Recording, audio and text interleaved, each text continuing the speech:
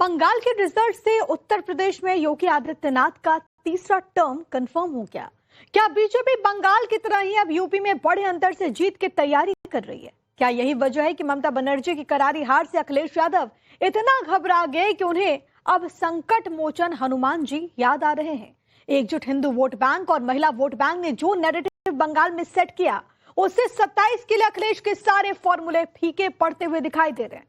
Hindu vote bank की एकजुटता मोदी विरोधियों के लिए सबसे बड़ी टेंशन है। वहीं बीजेपी यूपी के साथ पंजाब में भी भगवा लहराने की रणनीति पर काम कर रही है। देखिए हमारी स्पेशल रिपोर्ट।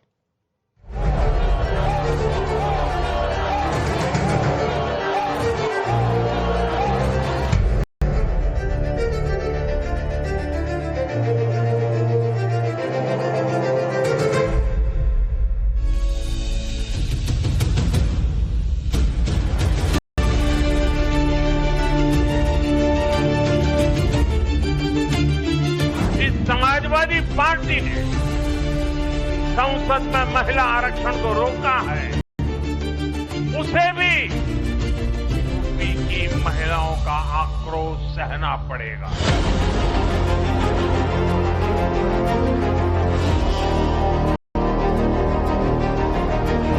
उत्तर प्रदेश में 27 में जब भी चुनाव होगा, आप देखेंगे हम 17 वाला इतिहास दोहराएंगे।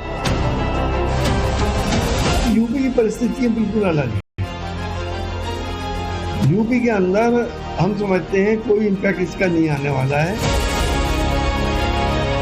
उससे बुरा हस समाजवादी पार्टी का 2027 में यूपी के अंदर होगा। यहाँ कमल खिलेगा। आने वाला यूपी चुनाव में अखिलेश भी खत्म हो जाएगा।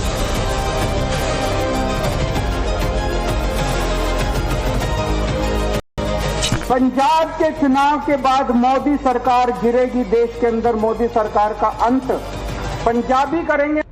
सब सुख लहे तुम्हारी सरना, तुम रक्षक काहू को डरना। संकट से हनुमान छुड़ावे, मनक्रम वचन ध्यान जुलावे। जेठ माह के पहले बड़े मंगल के दिन हनुमान चालीसा की चौपाई अखिलेश यादव ने सोशल मीडिया पर पोस्ट की। लेकिन सवाल है कि आज तक राम मंदिर का दर्शन नहीं करने वाले अखिलेश यादव को अचानक श्री राम के भक्त हनुमान जी क्यों याद आए? क्या बंगाल में डबल सेंचुरी के साथ बीजेपी की प्रचंड जीत इसकी वजह?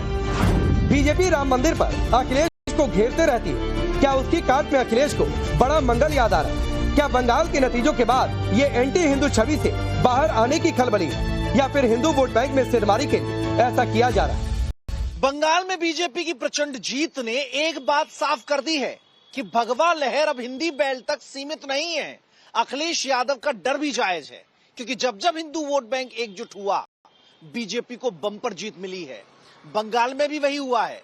बीजेपी के पास अखिलेश के पीडीए की काट एकजुट हिंदू वोट बैंक है, लेकिन मोदी योगी के एकजुट हिंदू वोट बैंक की काट अखिलेश यादव के पास क्या है? ऐसे में अखिलेश यादव जानते हैं कि 2027 में यूपी की जंग आसान नहीं होने वाली। बंगाल फतह के बाद बीजेपी का मिशन यूपी है। बीजेपी ने 2027 में देश के सबसे बड़े राज्य में तीसरी बार कमल खिलाने की तैयारी शुरू कर दी। बंगाल में एकजुट हिंदू वोट बैंक और महिला आरक्षण के मुद्दे ने बीजेपी की जीत में अहम रोल अदा किया। बंगाल में ममता बनर्जी के दो अहम हथियार मुस्लिम वोट बैंक और महिला वोट बैंक था, लेकिन मुस्लिम वोट बैंक बट गया और महिला आरक्षण का लोकसभा में विरोध करने पर ममता बनर्जी को महिलाओं का भी साथ नहीं मिला।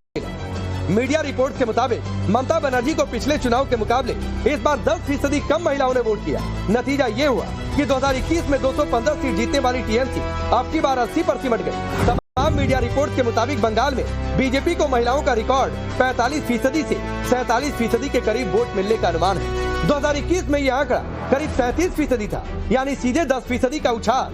वहीं टीएमसी को 2021 में करीब 50% महिला वोट मिले थे, लेकिन इस बार ये घटकर 40% के आसपास सिमट गए। यही वजह है कि नरेंद्र मोदी अब महिला आरक्षण के मुद्दे को सीधे यूपी से जोड़ रहे हैं। बंगाल विजय के मंच से प्रधानमंत्री मोदी ने सीधे तौर पर समाजवादी पार्टी को निशाने पर लिया। महिला आरक्षण के मुद्दे को उठाकर समाजवादी पार्टी को महिला विरोधी बताया। जिस समाजवादी पार्टी ने संसद में महिला आरक्षण को रोका है, उसे भी यूपी की महिलाओं का आक्रोश सहना पड़ेगा। महिला विरोधी समाजवादी पार्टी कुछ भी करके अपने पाप को कभी धुल नहीं पाएगी। प्रधानमंत्री मोदी ने समाजवादी पार्टी को घेरा तो अखिलेश यादव ने पलटवार करने की कोशिश की।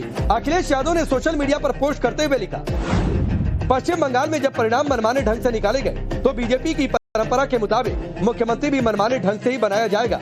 इसीलिए ये एक विशेष मांग है कि इस बार पर्ची उनके नाम की निकाली जाए जो पौराणिक काल से ही महिलाओं के प्रति पितृसत्तात्मक नकारात्मक सोच और शोषण की प्रतीकात्मक भूमिका निभाते रहे, जिन्हें लोहिया जी ने भी भारतीय नारीत्व के आदर्श के रूप में मानने की सलाह दी थी। मुझे आशा है कि महिला आरक्षण के संदर्भ में इसे लागू किया जाएगा। बीजेपी महिला आरक्षण के मुद्दे को यूपी में बड़े स्तर पर भुनाने की कोशिश में, ऐसे में जो बंगाल में हुआ वैसा ही यूपी में होने का डर अखिलेश को सता रहा। 2021 के चुनाव में अखिलेश यादव की पार्टी को करीब 30 से 32% महिलाओं ने वोट दिया, जबकि बीजेपी को 46 से 48% महिलाओं का समर्थन मिला। अब 2027 में जिसका वोट बैंक खिसकेगा उसकी राह उतनी ही कठिन हो जाएगी। दूसरी तरफ अखिलेश यादव का यूपी में फॉर्मूला MY समीकरण, लेकिन यूपी में M यानी मुस्लिम वोट बैंक बढ़ता दिख रहा। कांग्रेस, समाजवादी पार्टी और ओवैसी इसके दावेदार हैं। अखिलेश के MY समीकरण का Y यानी यादव वोट बैंक एकजुट हिंदुत्व के रथ पर सवार है। बंगाल की जीत से बीजेपी फ्रंट फुट पर है, कार्यकर्ता जोश से लबरेज है। अब यूपी में भी इसी लय और जोश को बीजेपी बरकरार रखना चाहती है। महिला आरक्षण, हिंदू एकजुटता और मजबूत नेतृत्व पर बीजेपी आक्रामक है। अभी से बीजेपी ने एजेंडा सेट कर लिया है। बीजेपी दावा कर रही है कि जैसा हाल टीएमसी, आरजेडी और आम आदमी पार्टी का हुआ, उससे भी बुरा हाल 2027 में अखिलेश यादव का होने जा रहा। श्री अखिलेश यादव जी, आपने आम आदमी पार्टी का समर्थन दिल्ली में किया, वहां कमल खिला। आपने बिहार में राष्ट्रीय जनता दल का समर्थन किया, वहां भी कमल खिला। आपने पश्चिम बंगाल में ममता दीदी का समर्थन किया, वहां भी कमल खिला। और 2027 में तीनों का जो हश्र हुआ है, आम आदमी पार्टी का, राष्ट्रीय जनता दल का, टीएमसी का, उससे बुरा हश्र समाजवादी पार्टी का 2027 में यूपी के अंदर होगा। यहां कमल खिलेगा। तीसरी बार सुशासन देने वाली भाजपा सरकार यहां बनेगी। मैं उत्तर प्रदेश के बारे में कहना चाहता हूं। उत्तर प्रदेश में 27 में जब भी चुनाव होगा, आप देखेंगे हम 17 वाला इतिहास दोहराएंगे। प्रचंड बहुमत के साथ पुनः भारतीय जनता पार्टी की सरकार बनेगी। और महिलाओं का आक्रोश, आदरणीय प्रधानमंत्री जी ने अपने उद्बोधन में कल कहा कि महिलाओं के गुस्से ने, महिलाओं के आक्रोश ने तृणमूल कांग्रेस का सफाया किया है। उत्तर प्रदेश में भी समाजवादी पार्टी को महिलाओं के आक्रोश का सामना करना पड़ेगा और उनका इसका हर्जाना भुगतना पड़ेगा। उनको कभी भी माफ देश की और उत्तर प्रदेश की महिलाएं नहीं करेंगी। ये खत्म, राहुल गांधी भी खत्म, तेजस्वी यादव भी पहले खत्म हो गया, ममताज खत्म हो गया, और आने वाला यूपी चुनाव में अखिलेश भी खत्म हो जाएगा। एकजुट हिंदू वोट बैंक और बीजेपी की भगवा लहर अब हिंदी भाषी प्रदेशों से आगे जाकर बंगाल तक जा पहुंची है। बीजेपी का ये एजेंडा हिंदी भाषी राज्यों में और भी सूट करता है। इसी की काट के लिए क्या अखिलेश अब सॉफ्ट हिंदुत्व का दांव खेल रहे हैं? बड़ा मंगल के दिन हनुमान चौपाई पोस्ट कर रहे हैं, इटावा में केदारनाथ मंदिर बनवा रहे हैं। हो सकता है 2027 के चुनाव से पहले अखिलेश राम मंदिर भी चले। साफ है अखिलेश यादव पीडीए के साथ आस्था का मेल जोड़ रहे हैं ताकि सवर्ण और पिछड़ा हिंदू वर्ग जो धर्म के प्रति संवेदनशील है, समाजवादी पार्टी से छिटके रहे। यूपी की परिस्थितियां बिल्कुल अलग है। यूपी के अंदर हम समझते हैं कोई इम्पैक्ट इसका नहीं आने वाला है। लोगों ने डिसाइड करना शुरू कर दिया है कि उन्हें किसको जिताना है, किसको हराना है। तो यहाँ की परिस्थितियों को उससे मत जोड़िए। यूपी के अंदर आप जिस तरह से बंगाल में आपने देखा एंटी इनकम्बेंसी भी अच्छी खासी है। यूपी के अंदर और बहुत सी चीजें ऐसी हुई जिससे जनता नाराज भी है। और सिर्फ मुसलमान ही नहीं बल्कि हिंदू भाई भी बहुत ज्यादा खुश नहीं है। यूपी के साथ साथ बीजेपी का अगला टारगेट पंजाब भी। पंजाब में भी यूपी के साथ साथ चुनाव होने वाले। बीजेपी पंजाब पर रणनीति बना रहे।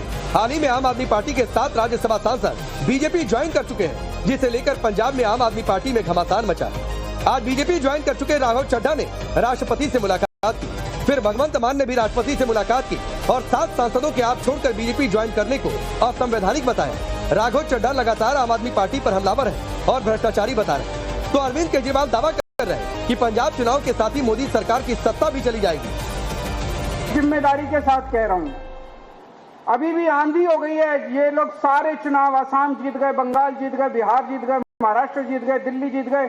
जहां देखो ये जीतते जा रहे हैं। अगली साल फरवरी के अंदर जब पंजाब के चुनाव होंगे, इस बार अश्वमेध का घोड़ा नहीं रुकेगा।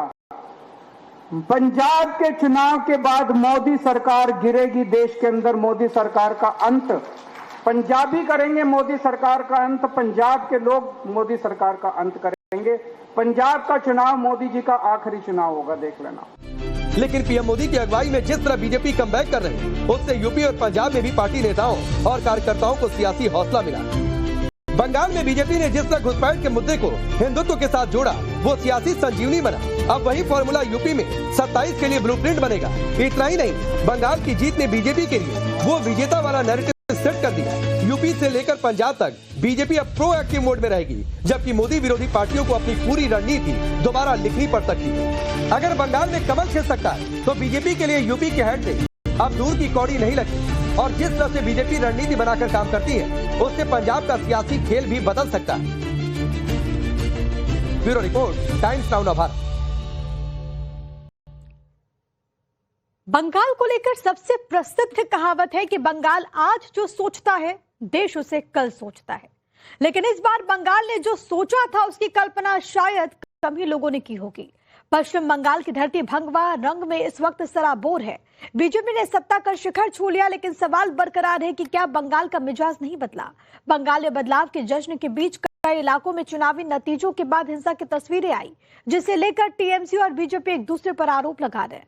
ममता बनर्जी तो इस्तीफा देने से इनकार कर रही हैं। ऐसे में सवाल यह है कि बंगाल में नई सरकार बनेगी तो बनेगी कैसे, नया सीएम कैसे बनेगा। बंगाल के नतीजों के बाद देश की राजनीति की दशा और दिशा को विस्तार से बताती है एक्सक्लूसिव रिपोर्ट आपके लिए।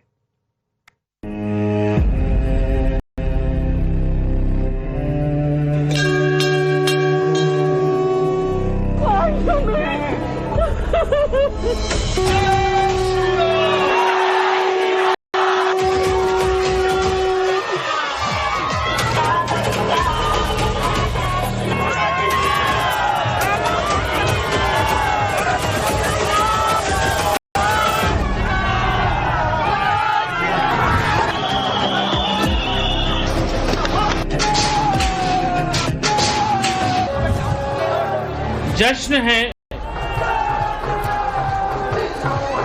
जीत है, नारे हैं।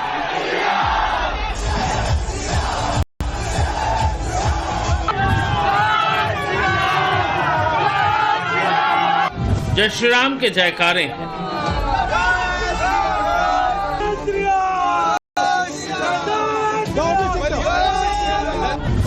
बंगाल में बीजेपी की जीत के बाद ऐसा ही माहौल है। कोलकाता के पॉश इलाकों से लेकर मालदा और झारग्राम के सुदूर गांवों तक उत्सव मनाया जा रहा है।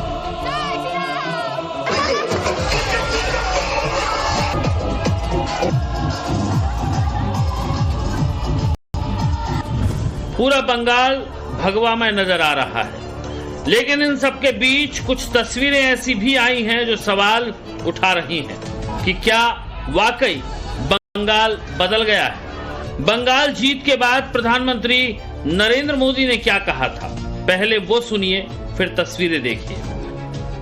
आज जब भाजपा जीतती है तो बदला नहीं, बदलाव की बात होनी चाहिए।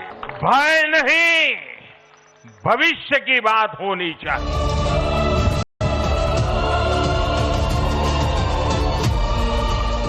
ये बदला नहीं, बदलाव का वक्त है, ये उन प्रधानमंत्री मोदी ने कहा जिनके चेहरे पर बंगाल विजय की पूरी पटकथा लिखी गई, जिनके भरोसे बंगाल में एक मुश्त बीजेपी को वोट दिया।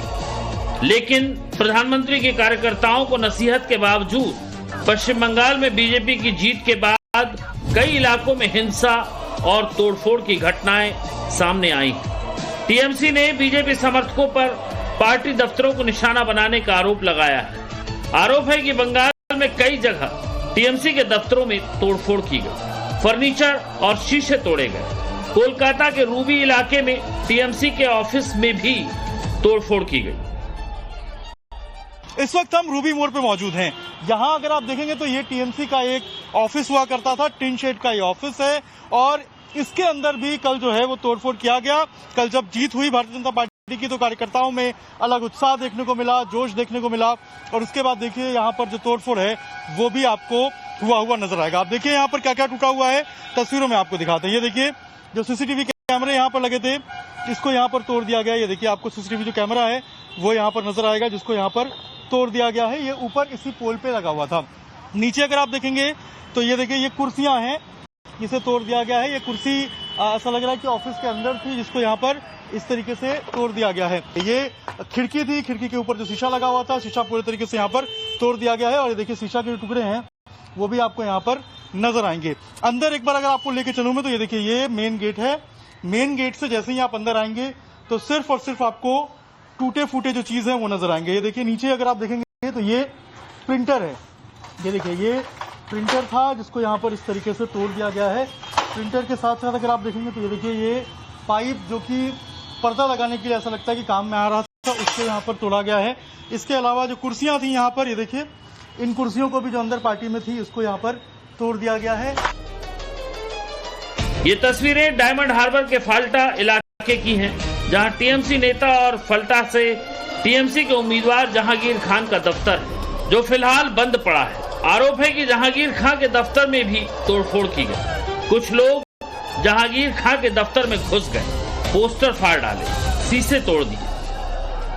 कोलकाता के रूबी इलाके के तृणमूल कांग्रेस के पार्टी दफ्तर में और उसके बाद बीती रात को देखा भवानीपुर में जो है लेडीज पार्क के पास जो पार्षद का तृणमूल कांग्रेस का पार्टी और दफ्तर था, वहां पर भी जो है आगजनी की गई, अंदर से सामान निकलकर जो है उसे तोड़ा फोड़ा गया।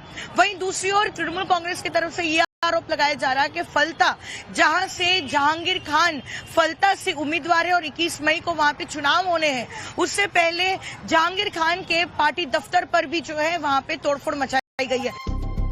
टॉलीगंज के विजयगढ़ नेताजी नगर इलाके में टीएमसी उम्मीदवार और पूर्व मंत्री अरूप विश्वास के चुनाव दफ्तर में भीड़ पर तोड़फोड़ का आरोप है। टीएमसी आरोप लगा रही है कि जलपाईगुड़ी और सिलीगुड़ी में भी टीएमसी के दफ्तरों को निशाना बनाया गया। ये तस्वीरें कोलकाता की हैं, जहां टीएमसी के कद्दावर नेता ने खेल मैदान पर कब्जा किया हुआ था। बाकायदा चारों तरफ से बाढ़ लगा दी थी, जिसे टीएमसी के सत्ता से विदाई के बाद तोड़ दिया गया।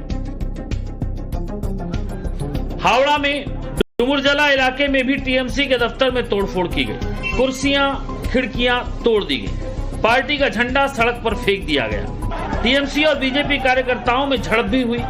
हिंसा और तोड़फोड़ के बीच ममता बनर्जी की पार्टी बीजेपी कार्यकर्ताओं का हाथ बता रही है। इस बीच चुनाव में करारी शिकस्त और 15 साल बाद कोलकाता की सत्ता का किला ढहने के बाद ममता बनर्जी सामने आई और आते ही कह दिया कि वो हारी नहीं है, इस्तीफा नहीं देंगी, कोई उन्हें जबरदस्ती नहीं हटा सकता। কেন কিসের জন্য? আমরা তো হারিনি যে যাব। হারলে আমি যদি শপথ দিতে যেতাম তাহলে আমি রেজিগনেশনটা করতাম। এখন তো কোয়েশ্চেন ডাজন্ট অ্যারাইজ। জোর করে দখল করে যদি কেউ মনে করে যে আমি কি রেজিগনেশন দিতে হবে, no, not that. Now also I want to say that we didn't lose the election.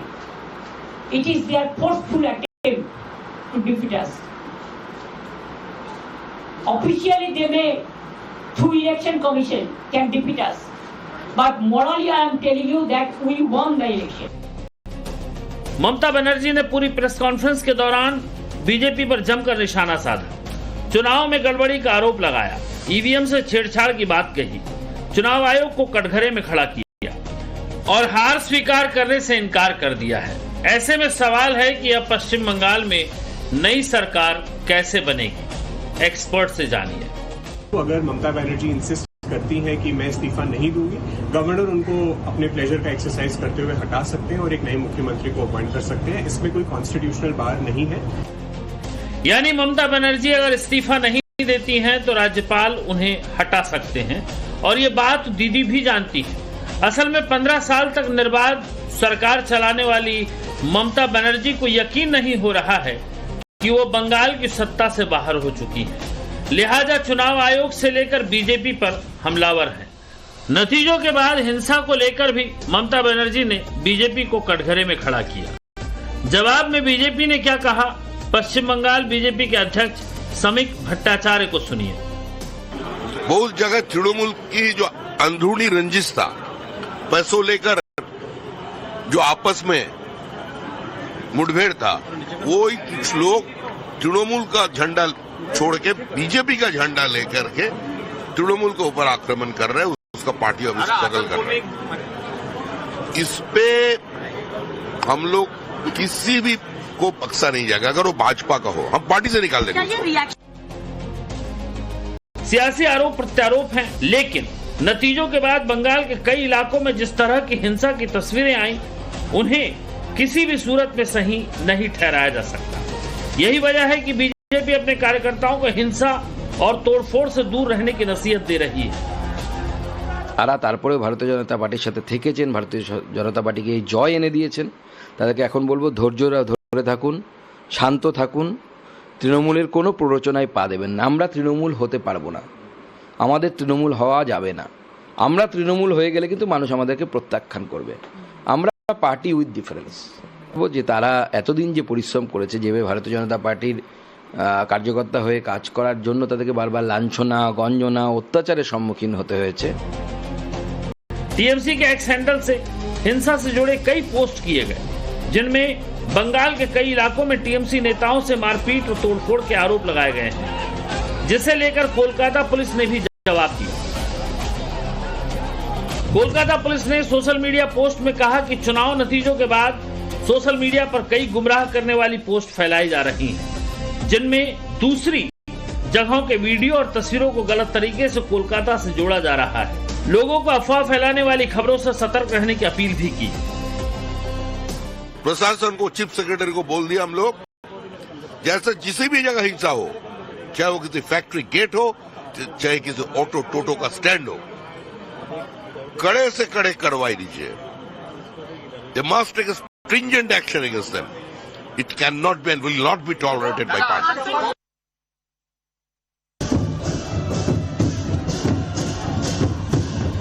Bengal में कई सालों के संघर्ष के बाद बीजेपी ने ऐतिहासिक जनादेश हासिल किया है,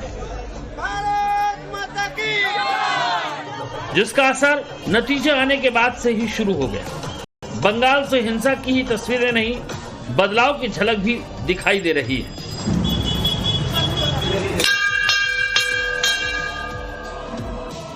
आसनसोल के बस्तिन बाजार में सालों से बंद पड़ा दुर्गा मंदिर अब श्रद्धालुओं के लिए हमेशा के लिए खोल दिया गया।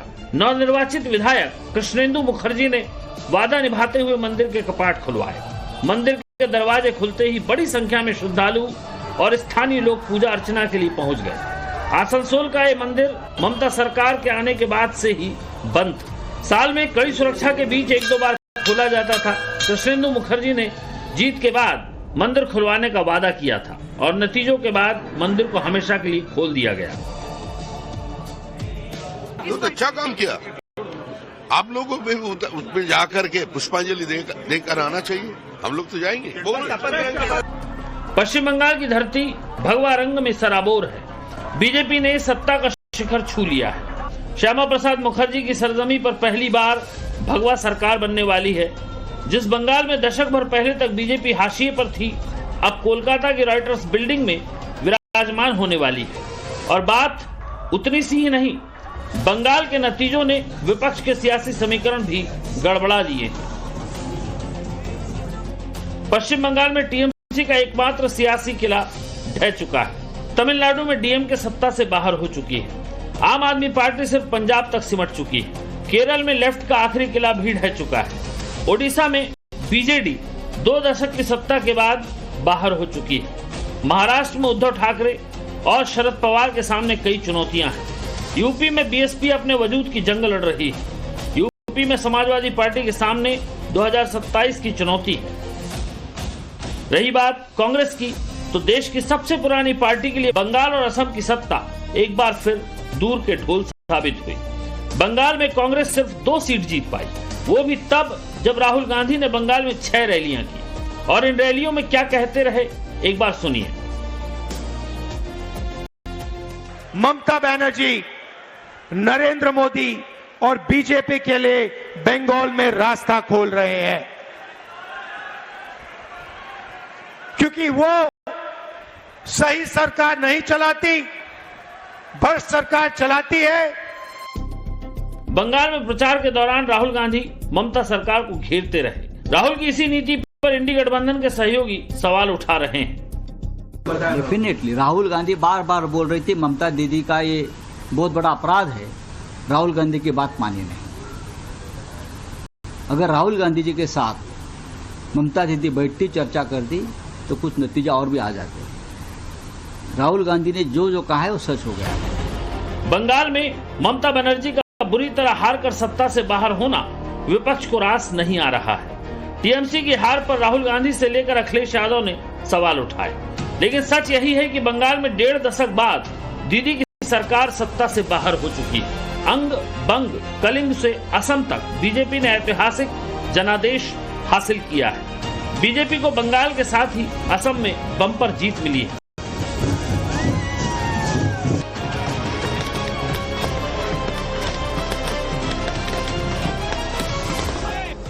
और इसकी खुशी इस तस्वीर से समझी जा सकती है जो उस वक्त की है जब असम में बीजेपी की हैट्रिक के बाद मुख्यमंत्री हिमंता बिस्वा शर्मा केंद्रीय मंत्री सर्बानंद सोनोवाल से मिलने पहुंचे। दोनों गले मिले, पीठ थपथपाई और शानदार जीत की बधाई दी।